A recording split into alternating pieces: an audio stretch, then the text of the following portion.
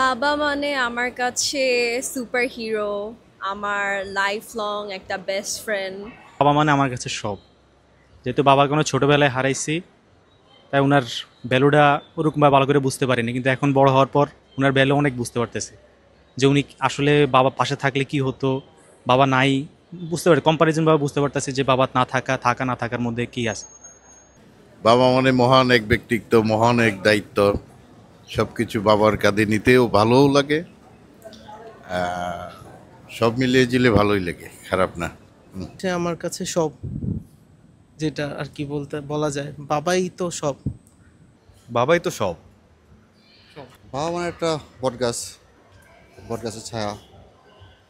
যার নাই সে বুঝবে, যার আছে সে বুঝবে, এটার বাবা না। তো আপনি বলার পরে একটা দীর্ঘশ্বাস চলে আসে অটোমেটিকলি, দ্যাটস ওয়াই।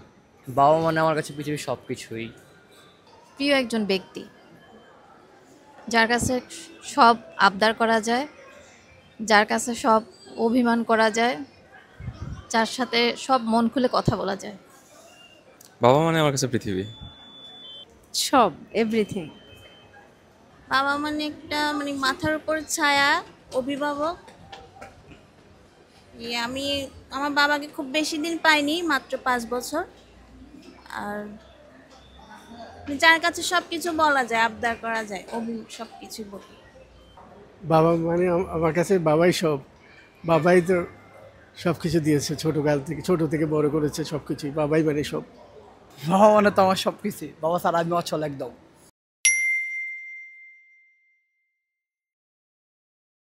আমার বাবা অল টাইম সুপার হিরো। একজন সুপারম্যান এরকম তো আসলে অনেক মুহূর্তই আছে। যেমন বাবার কাছে কোনো কিছু চাইলে বাবা যদি সেটা দিতে নাও পারে, মানে ওইটা চেষ্টা করে যে ওটা কিভাবে করে আমার দেওয়া যায়, তো তখনই মনে হয় যে বাবা আসলে আমার কাছে একজন সুপারম্যান।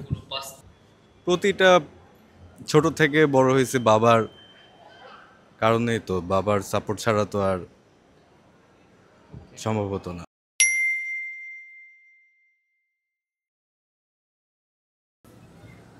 সততা, সহজ সরলতা। সত্য কথা বলা, আমার বাবা আসলে মিথ্যা কথা বলা পছন্দ করে না।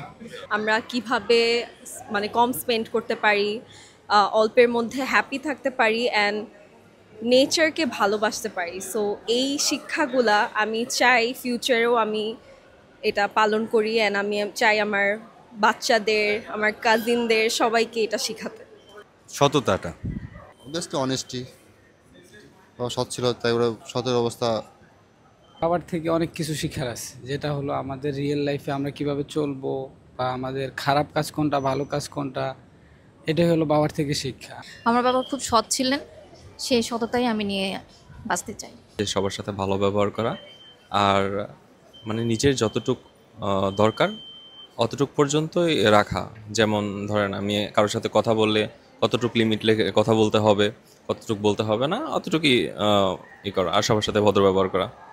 আলহামদুলিল্লাহ, বাবার আদর্শ আমার ভিতরে আছে। ইনশাল্লাহ আমার মেয়েদেরকে আমি ওইভাবে গড়ে তুলতেছি।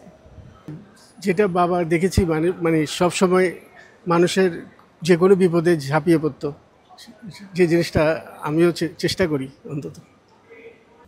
মানে সৎ থাকতে হবে, সততার সহিত চলাফেরা করতে হবে, সৎভাবে চলতে হবে। শিক্ষাটা বলতে ওই যে মৃতব্যয়ী, সময় উপযোগী টাকা খরচ, সব জায়গায় বেশি টাকা খরচ করতে নাই, এটা খুব ভালো লাগে। বলছে নামাজ কালাম ঠিক মতন পড়বা, তোমার মা আছে মাকে দেখে শুনে রাখবা। তো চেষ্টা করি বাবার কথাটা রাখার জন্য, ইনশাল্লাহ।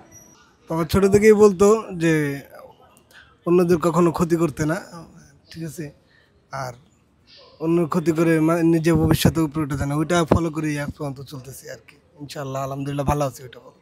বাবার শিক্ষা হচ্ছে উনি পড়াশোনার প্রতি খুব এফোর্ট দিত, তারপর হচ্ছে অনেক হার্ডওয়ার্কার ছিলেন। ইনশাল্লাহ আমিও বড় হলে হার্ডওয়ার্কার হব অনেক।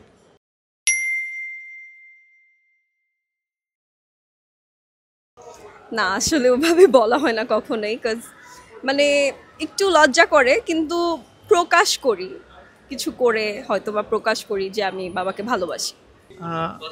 ওভাবে বলা হয় নাই। না, এটা বলা হয়নি। না, বলা হয়নি। এই সাহসটা হয়নি কোনো সময়। বলছি, সবসময় বলেন? সবসময় বলি।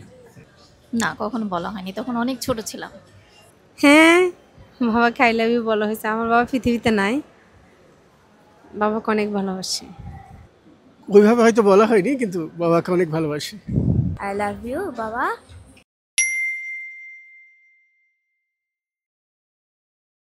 ছোটবেলায় বাবা ভেসপা চালাইতেন, ভেসপা চালিয়ে খেলতে যেতেন ফুটবল, মানে ফুটবলার ছিলেন বড় মাপের। তখন বাবার সাথে ভেসপা করে যেতাম, ওই স্মৃতি খুব মধুর স্মৃতি মাঠে। এটা হইতেছে যখন ফার্স্ট টাইম আমি সমুদ্র দেখতে যাই, এটা পতাঙ্গা সি বিচে ছিল। তো ওই সময়টা আমার সবচেয়ে বেশি মনে পড়ে। আমাদের যে ঈদের সালামি দিত, আমি যখন টাঙ্গাইল হোস্টেলে ছিলাম তখন আমার বাবা আমাকে দেখতে গেছিল, কিন্তু দেখা করতে পারে নাই। ওটাই সবসময় আমাকে কাঁদায়।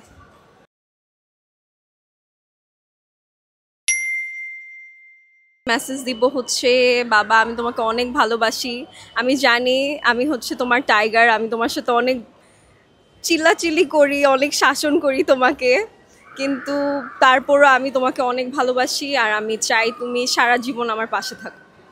বাবাকে জড়াই ধরে বলতাম, বাবা আই লাভ ইউ। এটাই, বাবাকে অনেক ভালোবাসি। আমি আজও পর্যন্ত বাবার সামনাসামনি বলতে পারিনি বাবা ভালোবাসি। বাবাকে বলতে চাই, বাবা অনেক ভালোবাসি, আই লাভ ইউ।